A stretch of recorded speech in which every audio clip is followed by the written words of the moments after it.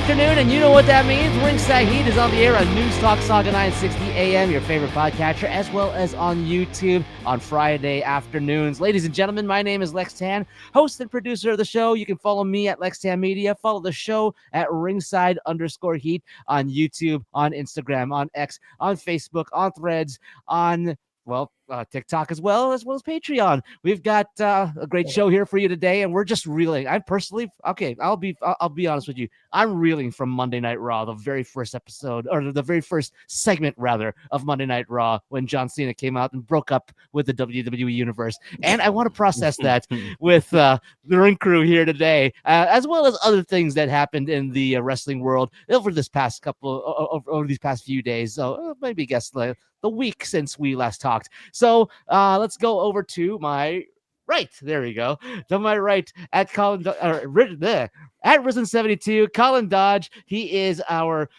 Twitch streamer for Sick Kids and Extra Life, and he's also got a Godzilla podcast called Kanjira Cast, which you can follow at Kanjira Cast, and there's Godzilla in his background as well. Colin, welcome back. Well, thank you. Yeah. What a week, I guess. Still trying to figure out with Revolution and some certain resetting they're going to be doing on Wednesday. So we'll see how that goes. But yeah, John Cena, it was like I was watching, I'm not sure how to pronounce her last name, Kristen Kruick, break up with Michael Rosenbaum on the CW on Smallville. It was a really interesting first segment. And I thought, wow, he's still go. Oh, thank God Cody's here. I'm like, oh no, Cody's saying everything he always says too. And I'm like, oh, it's just wow. Okay, that's a take. It was a bad, bad breakup, and I didn't know I was in the relationship. I'm like, what do you want me for? I wasn't sure where you were going with that. I don't know. I don't know if you're happy with it or you're pissed off. No, I'm just like, okay, sorry. I felt included. I don't know. He's gay. Okay, I wasn't sure where you were going with it. I'm just like, okay, John. Also, Colin, just so you know, yes, the host and creator of this show, yes, was once upon a time, and possibly still a little bit, is the biggest fanboy of Kristen Kruick.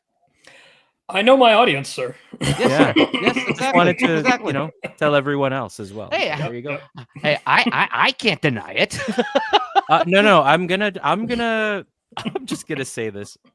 We used to work together in an office, me and Lex. I'm so sorry. At his desk, there was a little shrine to Kristen Kruick. It wasn't a shrine. It was a It was not a shrine. It was it was a printed picture on black and white on black and white ink. Okay, printed picture that I put there because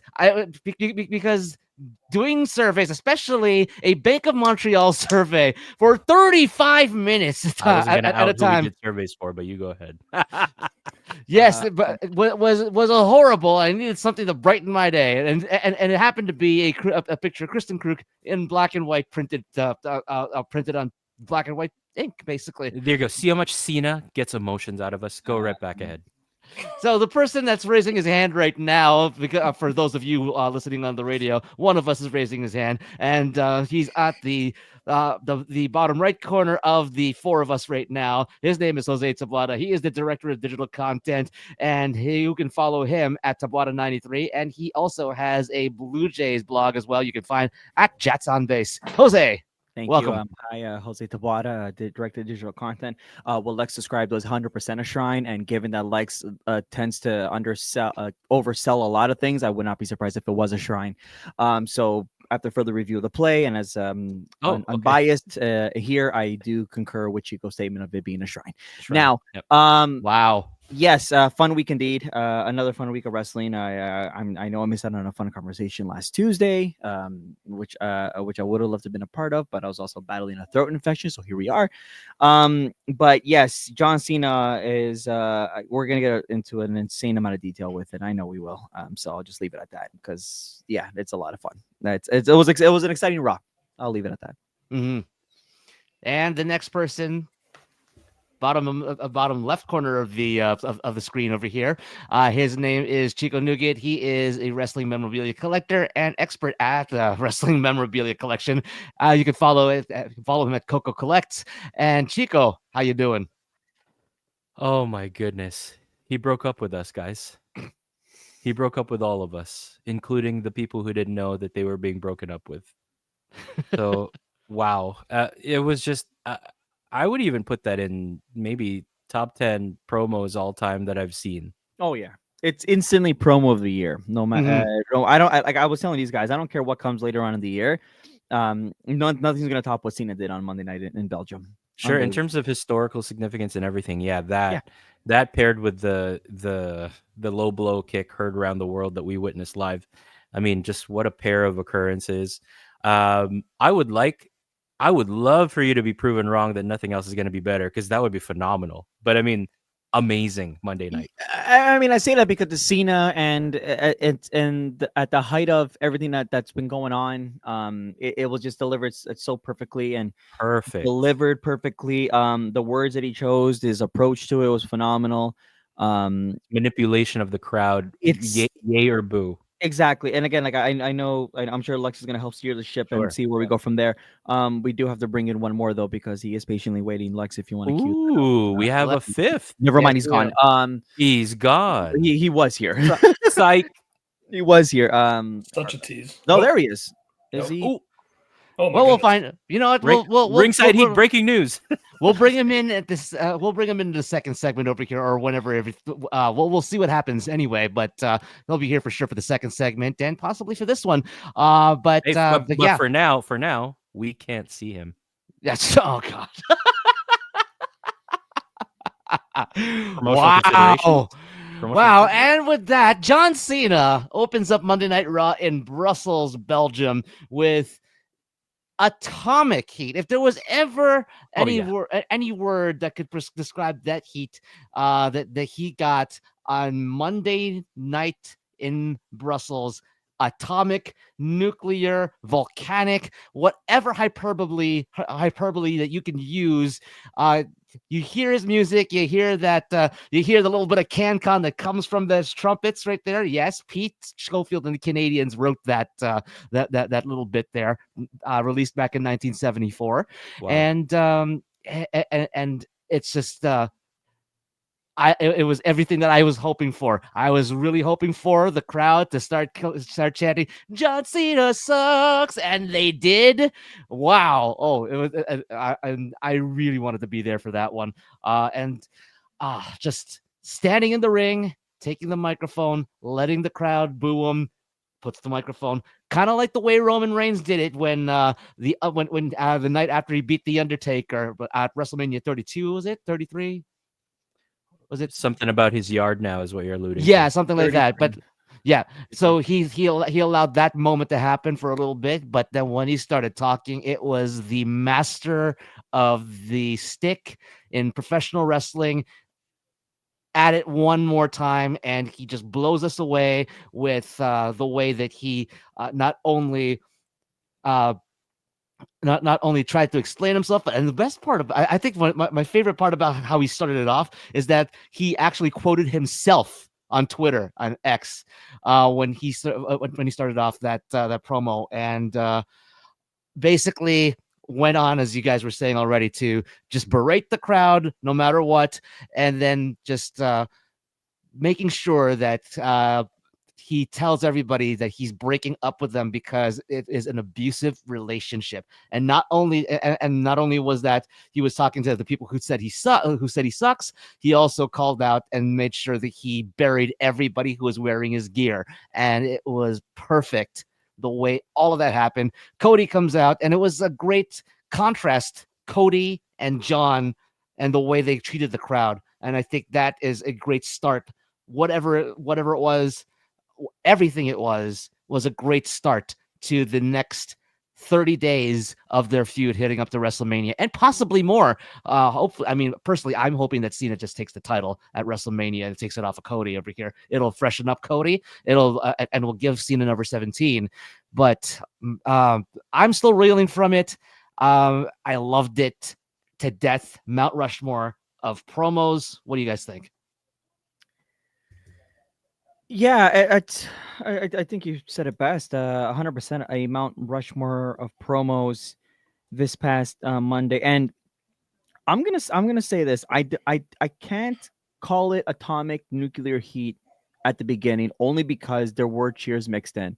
It wasn't 100%. There were still people Fair. going and saying you had the "Let's go Cena sucks" chants. There are people still like you had the people that were happy for the heel turn cheering, right? And so that's why I can't like it was loud, but weirdly enough, I can't say atomic heat. And you brought up a Roman Reigns moment after WrestleMania 33 when he didn't say a thing, and I think that is nuclear heat because of again, like he didn't say a word, microphone came close to his mouth, but I'd say it turned to that eventually.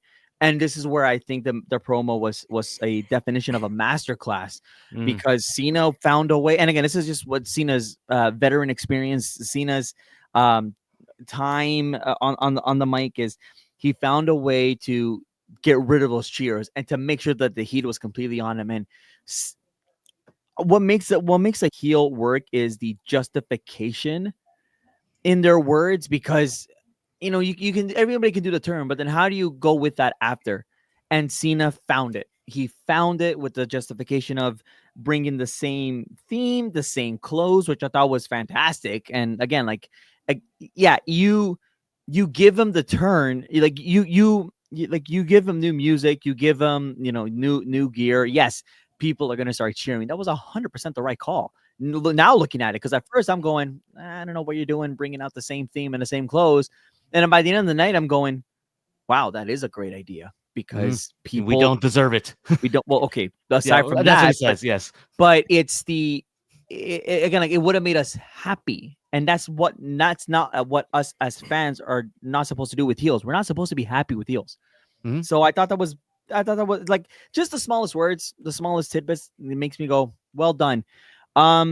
The the kayfabe versus heel line, I'm gonna say it fantastic. I know I had some friends get angry about him saying those words. I know everybody in this on this episode loves to get angry when the kayfabe gets brought up because no, it's not protected anymore. Well done. Brilliant. Again, I wasn't angry about that. I was just I loved the breaking of the fourth wall and the meta part of it because it was John Cena who did it. Generalization I was making, but it's just so well done. Again, like bringing those up to me is going, yes, you keep milking this. This is going to piss off people because you said it. Everything that you're saying is working to make people angry. I hope that kid that they pan to gets therapy. That was so sad. All the kids at home. There's one kid I saw on the internet. There's like her mom took a recording of her watching John Cena's promo, and then she's just like fists in the air to John Cena, biggest Ms. Girl scowl on her face ever. No, the poor kid, but Belgium was amazing. Definitely the right crowd, the right environment.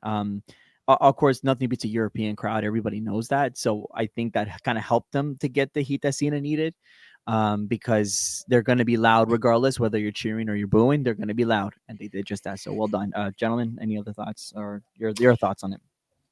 I don't want to be that guy, but there was something else that took me out of it. I love that he said, you don't get new music, you don't get new gear, none of that. You don't deserve it.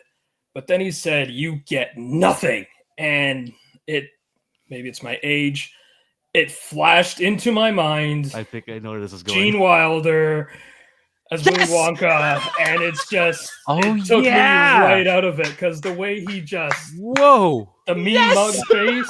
I thought of it as well. You get nothing, and I'm like, oh, dude, and you lose. Good day, sir. And then, you're just making me. I was tickled pink at the upset child. Like I'm queuing up for all the wrong things because I think I'm dead inside. So it's just I'm not. I didn't pay attention to this properly. I don't think, but I would had a great time with it though. I would also say that maybe it's an homage, and if you had to find a way to execute that line, it's that because Gene Wilder did nail that. I mean, as a kid watching that, it's the only thing I remember about that movie is just it's I mean, like the whole. Nothing, I mean, he even say this of Cena's career, like happy-go-lucky Willy Wonka, adoring the factory, sharing it with everybody, and then at the end of it all, you get nothing. That scene hits so hard in that movie because of how impactful and the sudden anger from Willy Wonka essentially really does come out of nowhere on a dime. Yeah. And yes, maybe this is a good parallel. Chico is astounded right now. If you're not watching this on hold on, Colin, can I just say, okay, Yes. you just stayed true to this show's moniker or the slogan, man, because Yep. you just remembered the thing that I forgot. Look, I haven't been a 100%. target market. That's I haven't great. been the target market for a long time, and I'm relishing in it. So I'm gonna be reminded of things I'm not supposed to be reminded of, and possibly, ruin things for people. Just going, this is what I thought of, but I'm gonna keep doing it, man. It's how I reacted. I can't. Now the callback that I will say I can't take credit for it, but I heard on the radio.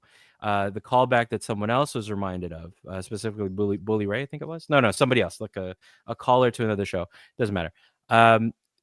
When John Cena listed things like the hustle, the loyalty, the respect, apparently a good like that section of the promo almost felt like a direct tribute to Jack Nicholson in he was like a general. Is it A Few Good Men? Yeah. So yeah. Well, now you guys are getting the size too. Yeah. So apparently that was like such a good like parallel I didn't even think to of that. Jack Nicholson's speech. So this was like a well thought out speech, a promo by Cena, I think.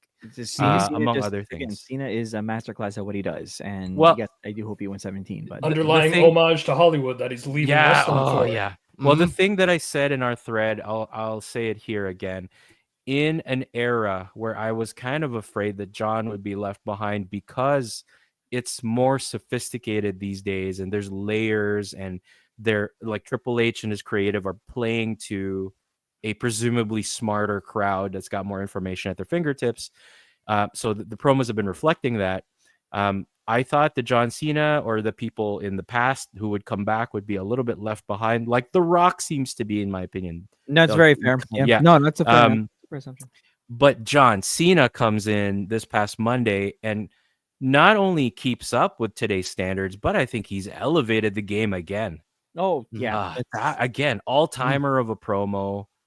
You're right, Jose. Promo of the year so far. I hope there's even better, but dang, hard to top. It's going to be difficult because I think it's going to be hard to top for like a decade or more. Yeah. In regards to Cody, by the way, and again, I think cutting his promo on SmackDown and Miss TV was a smart call because we heard it all. But again, keeping it short is also I think also benefited Cody this past Monday. And again, the language is getting a little bit more colorful now, bringing up I forgot the whiny female dog. That's what it was. Thank you. That's the best way to say it. I think this is the smart move for Cody because he has been carrying it a lot, and again, a lot of people are already starting to turn on Cody. Blah blah blah blah blah. If Cena's going to be there next week, I know there's going to be another confrontation. I'm curious as to how that's going to go, but again, leave that to just mainly Cena. I think Cody's short bursts here for now are good until we get closer to Vegas, because Cody's already been shown a lot. He's already been overexposed to this. Fair. You need to balance out the appearances. You need to balance out the exposure for both to make it as convincing as heck going into what obviously is going to be the second night of WrestleMania. Mm-hmm. Something that John Dawson actually did mention that he found a pathos to the promo, and it seemed, and because it was like there was a bit of it that was very real about it, at least from what I've understood from him, that level of realness to what he was saying, and. Just rolling it back over here, he said, "I'm not a baby face. I am not a heel," and that's something that was real. He was never a baby face, or like it was the crowd treating him as such. When he just did what he was doing, and then if the crowd picked up on it. The crowd picked up on it early up on his career when he started doing all of his slam poetry rap, if you want to put it that way. and they loved him for it. He didn't really change his him being babyface or a heel. It's just the way that the crowd was responding to him, and they just leaned into it. And even when he was throughout his career getting the dueling chants, the "Let's Go Cena," the "Cena Sucks" at the same time, it was still he was still John Cena, and you could basically take him for whatever you want and everything. And now that he's actually taken a stand and directed his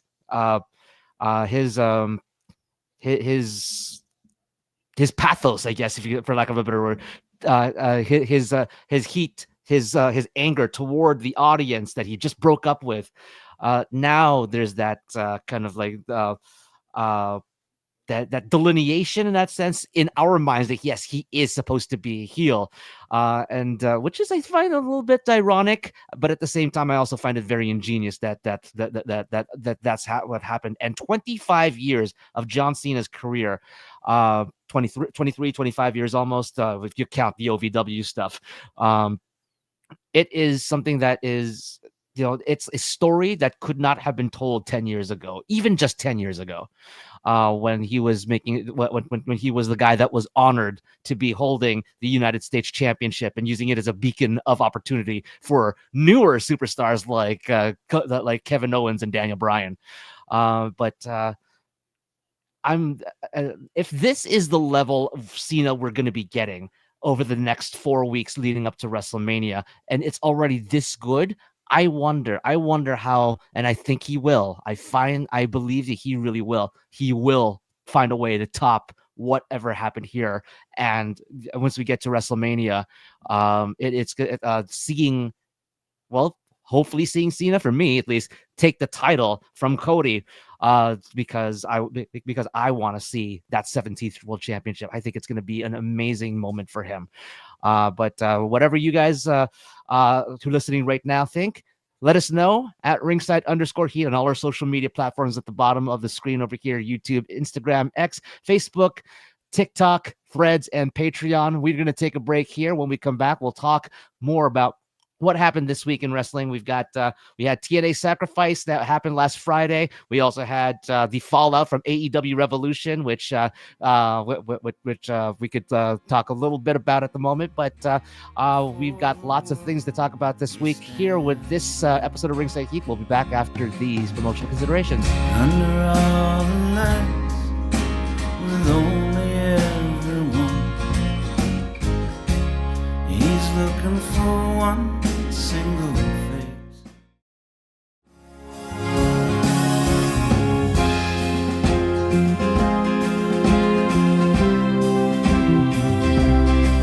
And welcome back to Ringside Heat on News Talk Saga 960 AM. Lex Tan, Colin Dodge, Jose Tabuada, Chica Nugid, and you can of course follow the show at Ringside_Heat. And over the break, we were actually kind of talking about how Charlotte Flair and B-Fab back on SmackDown. There was a certain move that Charlotte did that was similar to what Stephanie Vaquer did during her match with Julia. Julia also did the move as well, I believe, didn't she? That's right. She did do Stephanie's move on her. Yeah. So which I think, let me just trace this back. I think was that not a Velvet Sky original? I think she used to do that in TNA. Oh, No idea. Yeah, that's what I remember. Anyway, I think you're right. Yeah, I think you're right. Probably. Chico TNA. Chico would know. He is the TNA expert, and also really big fan of Velvet Sky as well too. Back in the day. Amen, brother. Yes, There sir. Something that was remarked by Chico and Jose was that nobody cared about about Charlotte doing that move. No, it was just Perish the thought. It was exactly the opposite of what Cena was taught early in his career. If they're cheering you hard, they're booing you hard, then then you know you're doing something right. If they're sitting on their hands, then you know you're doing something wrong. And that's what it felt like. People were sitting on their hands for Charlotte and B-Fab. Well, I'll start off by saying that to be completely transparent, I don't know how deeper we can dive into this, because Charlotte has just become very bland. It's not even worth the conversation. That's Cheers. where I'm going with this. Before Lex kills me, think I'm trying to brush off a segment. No, No, it's go. fine with me. It's Go ahead. that's valid. it's I don't know, like her return. I mean, the queen's the queen, but it feels like people are kind of tired of her. This build for Tiffany has not been the strongest. I really don't think it's been as strong, because I really do think that they wanted to keep Tiffany heel, and I really think they wanted to keep Charlotte a face. But of course, the problem was when Nobody Charlotte, cares. nobody cared. Ah, And I think it's because everybody's kind of tired. Again, like a lot of people have ironically called her the female John Cena because of all the attention, of all wow. the. Well, again, like 10 years ago, John Cena, and we were also talking about it in the first one. Where was Cena 10 years ago, right? And again, like Cena 10 years ago at the tail end, because again, you guys realizing that there is a lot of time with Cena's career. In 2015, Cena was at the tail end of the Super Cena of the championship after championship after championship. I think 2015 he just beat Rusev. He was preparing at this time a program with Rusev for the US title. The year before, the program with Bray Wyatt at WrestleMania 30. I'm sidetracking now. Wow. The push for Charlotte is just really falling flat across the board, and I am very worried that they're going to give her the title at WrestleMania. But I'm also kind of hoping that these lack of reactions, and not necessarily because of the using Stephanie's or Velvet Sky's move on BFAB. I think it's just I think there's more to it, and that just fans are just Into championship opportunities a lot. yes. Yes, that as well. So I think people are just kind of tired and kind of maybe I guess overexposed with Charlotte. I don't know. And what Chico was saying in the break, which I was want Chico to elaborate on, and this is my chance to cue him up, is that Chico brought up how the women's division has evolved since her disappearance, because she was gone for a long time. She was gone, and the women's division once again evolving as it continues to evolve more and more. And I think Chico, this is where I'm going to hand over to you so you can elaborate further on that.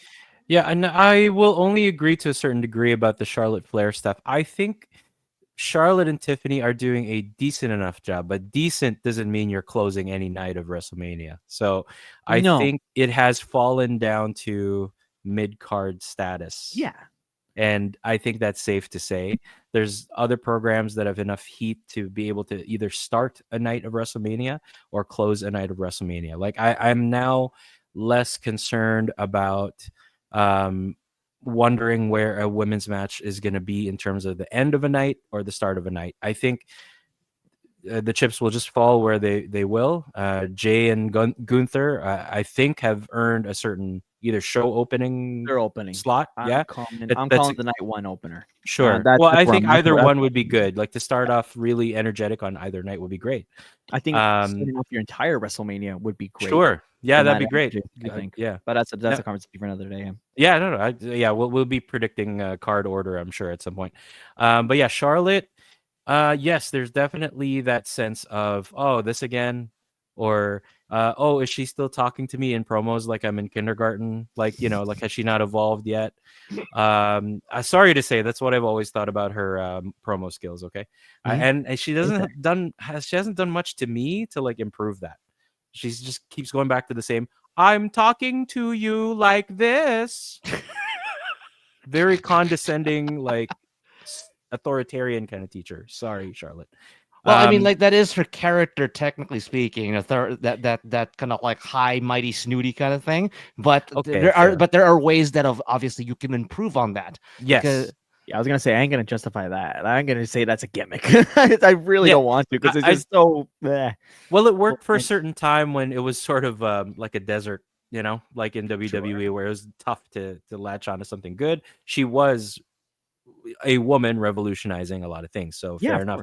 Fair play to her. And at that point, she was also head and shoulders above a lot of the women on the roster there, and even a lot of the men at the time. I would say that exactly. But this is a different day and age. Even just and 10 years exactly. And John even said, and hopefully we can get him in over here in previous episodes, that it's Rock who was able to bring some of that stuff that he learned from Hollywood and incorporate it into the WWE product. And every time he comes back, he brings something that will make that will make the production, the other wrestlers improve. And with John Cena, I see him doing this. I didn't see him doing the exact same thing, taking what he's learning from all of the stuff that he's doing out there in the film world, and making it improve what he's been able to do, even though he hasn't been active in the WWE full time for for how many years now. So I'm hoping that Charlotte herself can figure that out and improve on her skills as a wrestler and as a promo artist. I'm just gonna say, I guess, one more thing about this. We can move on if you want to. I'm not with Jose in that I actually want Charlotte to get the title at WrestleMania, because we now have a huge SummerSlam. We've talked about this before. We now have a huge SummerSlam to build up to, and I think that for Tiffany to get something out of this feud, she's got to lose the title and then get momentum to get it back in the 2-night SummerSlam. That's my stance. You don't have to agree, obviously, but that's what I would like. Yeah, that's fine. I would like to see that happen, because if Tiffany just wins, then okay, we move on. I think my worry between now and then is how how can you sustain it? Yeah, and that's not a terrible. That's not a terrible take. It's not. I've heard worse. I think I just don't want Tiffany labeled as another quote unquote victim of Charlotte's reign of terror, quote unquote. And again, I'd rather see Tiffany continue to build as a champion, because I think there's a lot of potential there, and obviously there is, because I think she's phenomenal. I think she's been fine, and I feel like you interrupt it just because Charlotte is Charlotte. That's what concerns me. Maybe. But you're not wrong. I do like that. Now that this August, the 2-night SummerSlam at MetLife Stadium in East Rutherford, New Jersey. Oh, New York, right? Sorry, Jersey. Shadows of New York. Shadows of New York. Shadows of New York.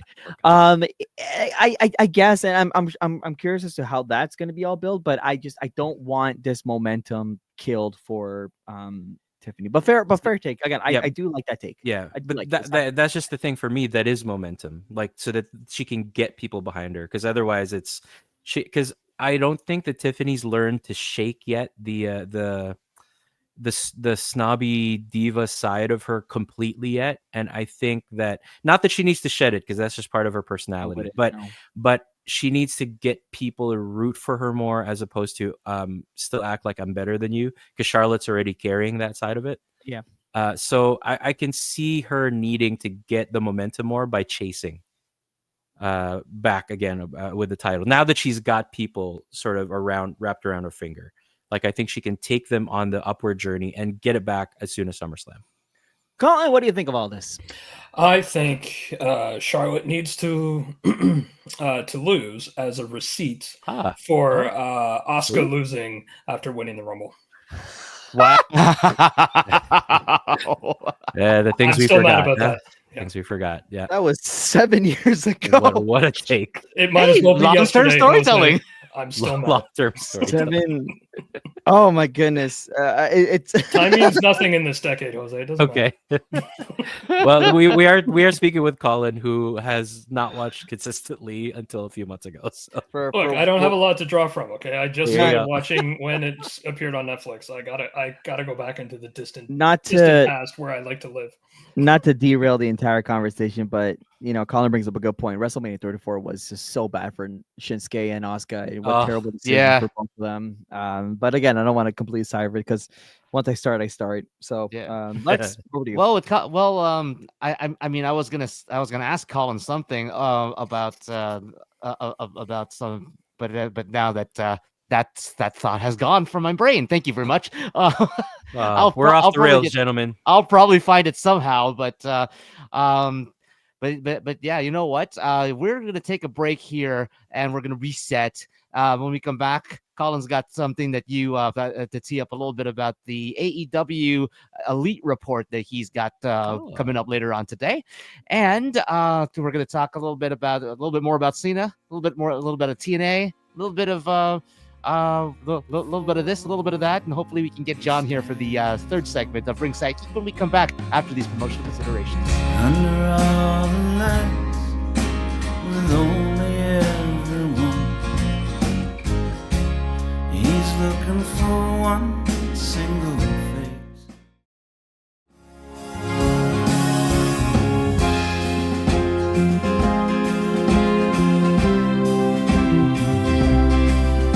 And welcome back to Ringside Heat on News Talk Saga 960 AM. Lex Tan at Lex Tan Media, Colin Dodge at Risen 72, Jose Tabuada at Tabuada 93, Chico Nugget at Coco Collects, and we welcome in the writer of our theme music, educator, dad, and diamond selling musician at John Dawson Music, John Dawson. Johnny, you had a story. You have a story for us. Quick story for us as you're coming in. Okay, yeah, I have no wish to derail the AEW talk, but No, of course not. How dare you? I'm currently experiencing one of the dumbest technical issues I think I've ever experienced. Okay. A K-cup exploded in my bag, and I am now dealing with impacted coffee grounds in my USB port. Oh, wow. This has to be. Yeah, Colin, you're not like look at him. Well, radio people, I just want to tell you that Colin Dodge is muted, but absolutely losing it in laughter. I think we may need to resuscitate him. This is by far He's red too. He's turning red. Stupidest thing I've ever dealt with. I know how angry he's getting. That's why I'm laughing so hard. I hope you do, because it is rage. When I discovered, I shot my light, and I'm like, "You've got to be kidding me!" I could see the little things in there, just all tucked in. I was wondering why my neck got hot earlier. That's what it was. I felt it all the way out here in Cape Breton. Okay. Look at that. Family connections, you know? Jose Tabuada, the Ringside Heat Inquirer. John Dawson, why was there a K-cup in your bag? I'm asking myself that. I usually carry a few with me, you know, I'm at work or I'm doing things, and I'm like, but why it was in this particular part of my bag, and how my laptop went full Godzilla on Tokyo on it, smashed it, sat in it, and every time I dropped the bag, I assume for a period of days, those coffee grounds just got impacted. And I can't, it was it's not a good time to be around me right now. I'm not gonna lie. John, I would still give you a hug with open arms and say, I wouldn't advise that. I would say, I give you a hug and say, you know what, John, it's okay. And second, what's your Keurig machine? I'm in the market. Classic dad move. Yeah, well, classic dad move. My first thought is, what have you guys been doing with my adapters? Like, you know, like it's always throw the kids under the. But what did you do? My kids like, I don't even. You know how they love them K-cups. I don't even. But it's like, what have you been doing with this? You've been messing with you've been using my adapters. I don't even know what you're talking about, Dad. Yeah. And did I apologize to my children? No. Of course No. not. Because I'm just gonna bank it for another time when they do. That's for milestones later on. Yeah, you can apologize. If John Cena is not apologizing to the kids, why should you? True. Yeah. Listen, why should you? He really One John to another. Really redefined my parenting, right? And I'm thankful for that. It was kind of, I was just like, yeah, you know what? Kids are toxic. Yeah. I'm still toxic, so screw this. Mr. Cena, Mr. Dawson, whatever, right? You know, what do I owe you people? Speaking And his of name which, is John Dawson. Oh, that's so funny. Luke. Well, I think now that John's all upset, we should definitely talk about AEW. Oh, he left. Oh, what timing? Oh, did he leave our recording, ladies and gents? Oh no! Everyone in Radioland, just to update you, John. He's back. He's back. One of my He's back. children came down to say goodnight, and I thought that was probably a good move. But They're trying to curry favor. He's trying to save the weekend. So your name, because your name is John Dawson. You told us that you found a pathos in John Cena's promo. I want you to tell us about that. I was okay. I did. And I don't really know what it was, just my own stupid brain working. But first of all, I went there, and I know we got to talk about AEW, but I also recognize that it really hurt when I was thinking back on all the years I've watched. It really affected me But then I saw him standing there alone looking at Cody, and I think I said that to you guys, he's got his shirt on, he's got his matching red socks. He looked like a guy who tried to come out, and like show the jerk dad that he did something cool, and everybody's just like, I hate you. And there was something very lonely about him in that moment.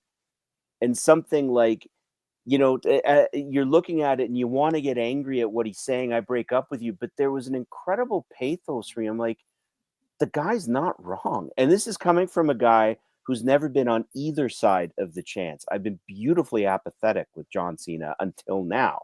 Mm-hmm. But I'm like, he's not wrong. Mm-hmm. And again, in character, of course, but it's like it really called forth something. This is a fine edge they are walking right now. I really do think if Cody doubles down and starts bullying him more, John's got to either really up the ante and get even worse. I don't know how you do that unless he starts trotting out sick kids and like throwing them off ramps. Oh my gosh! But he kicks a kid out of a wheelchair and then hits I Cody mean, with the wheelchair. Break a or wish. like, Or yeah, he takes Break a wish. Yeah. Or he takes Rey Mysterio and throws him off the secondary roof. something like Oh that. my yeah, like, Mysterio's been thrown around so much in his career. Yeah, Just give him a break. well, Yeah. So many Sure, callbacks that- tonight. Yeah. So I Cena don't even know. took the I world don't know title what off him in one night too. So after he Yeah. won a tournament. So but anyway, I digress. I don't know what you do here. I mean, I know what they're doing, and I think it's brilliant. But I think the storytelling is actually quite complex. Yes. Mm-hmm. And I think in this world of people, I come from the school of the bad guy's just the bad guy because, as the Joker said in the Dark Knight, some people just want to watch the world burn. I love my Saurons. I love my Emperor Palpatines. I don't need to feel sorry for these guys. Mm-hmm. I'm a very old Skeletor was just a jerk. Full stop. I didn't need an explanation. The guy's got a skull for a head and he's angry about it. I like my bad guys simple. Unfortunately, that is not the way the current, landscape is, and bad guys are very complex. And because of that, you're always going to kind of ride this line of creating an opening for a pathos. And they have done that with Cena. Now, my hope is that I think they've already planted the seeds for a redemption arc. I really do. Mm-hmm. Oh yeah. And there's got to be. There's got to be. Yeah, there's lots of opportunities for callbacks to this moment that I think will make the redemption arc as beautiful as Anakin at the end of Return of the Jedi. There is some real opportunity here. It's complex. They're doing some incredible things, and I have never seen storytelling like this in wrestling. Yeah. Ever. Yeah. Like going right back to the bloodline, right up till now. This era trumps all. Bar none. There's something actually kind of a callback. I'm just putting 3 and 3 together right now. Colin was mentioning something about John Cena taking on the Willy Wonka "you get nothing" line, and what happens after that? Charlie Bucket comes up to him and graciously gives back the everlasting gobstopper back to Willy Wonka because he didn't want Slugworth to get the secret of the everlasting gobstopper. Yeah. So maybe there's going to be that moment. Maybe there'll be that moment where maybe that kid who The Rock, the little John Cena kid that The Rock cut the promo against, comes back up to John Cena as the old man, as the young man he is now, and gives back, the shirt to Cena because he does, or says, Cena, I still love you, or something like that. I don't know, and that breaks Cena's heart of stone, or something like that. Plenty of inroads. Plenty. Oh my God, John, you're like bringing back so many thoughts that I thought I was gonna say earlier, but forgot completely. Man, a villain, when done right, at least one form of a villain believes in his truth. And that is something that they've managed to bring in, like you said, sophisticate the story. It isn't just a one note Skeletorian bad guy. Although I like that. But Skeletor likes Skeletorian Christmas bad. apparently. But anyway, Yeah. Cobra Yeah. Commander was very efficient. I mean, there was. yeah, okay, yeah, fair enough. So yeah, it's a new thing. I felt that too on Monday, John, where it didn't feel like anything I'd ever seen in pro wrestling before. I've never seen this ever. Mhm. Yeah, I love yeah. the muted tones of his shirts. Oh, true. More of a the- Belgian color thing, maybe though. I'm sure that was part of it, but I'm Yeah. pretty sure that'll continue. It was a muted red and gold. Yes, it could be a Belgian reference for sure. Those are their soccer jerseys. They're international soccer jerseys. But red and watch gold. for that kind of thing to continue. They're turning down the palette.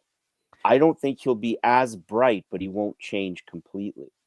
No, just Dull. He's dull. He's a Yeah. washed up, dulled version of his former You're self. taking this deep. You're cutting deep into the symbolism. They're cutting deep. I'm just identifying it. For Mhm. what it's worth, I just saw the Glasgow, Scotland shirt for next Monday, and John called it. It is a darker palette. It's yet darker. Again. Yeah, It's you're right. darker. You watch. The Um, palettes will be muted. The other thing too that John reminded me that I had wanted to say was normally you get your chanting reactions, you get your whats, you get your yeets, you get your let's go Cena sucks.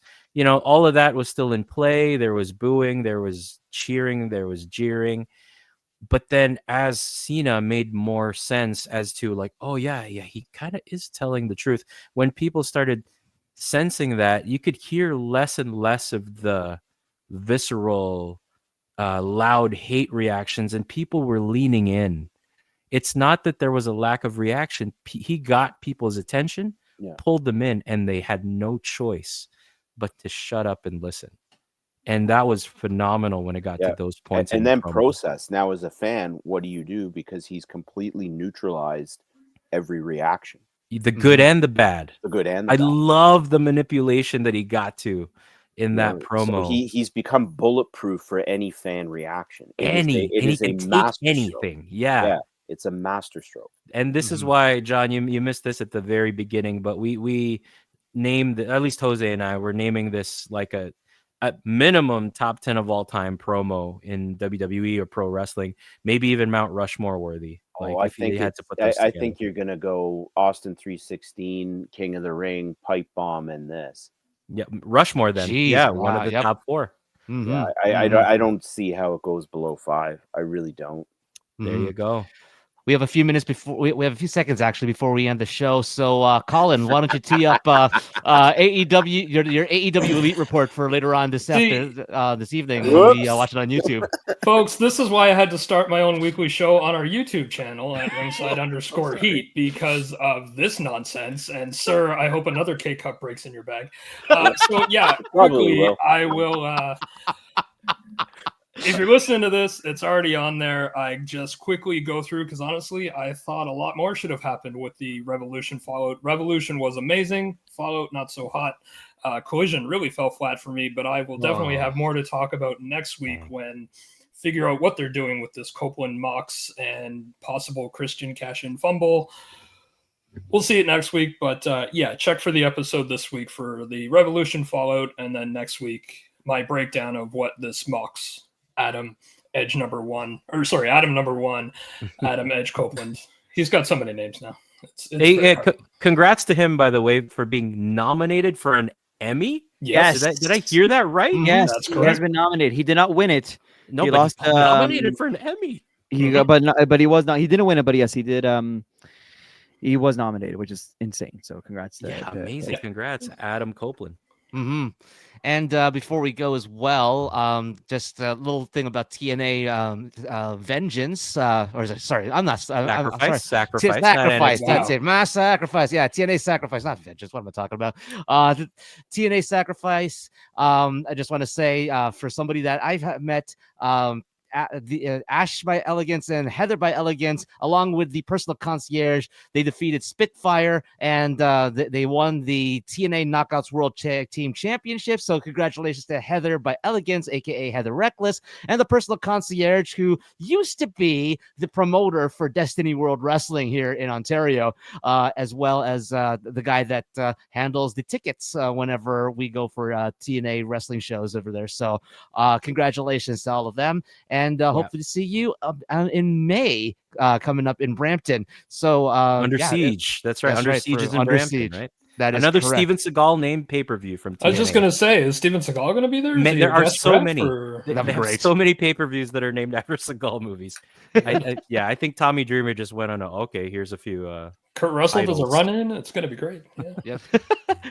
Yep. Thank you to Jose. Thank you to Colin. Thank you to Chico. Thank you to John. Thank you to you, the listeners. And please follow us and listen to us at Ringside_Heat on all of our social media. YouTube will be up on Friday, and Spotify podcast will be up promptly after the airing of this episode. Ringside Heat. We remember the things that you probably forgot.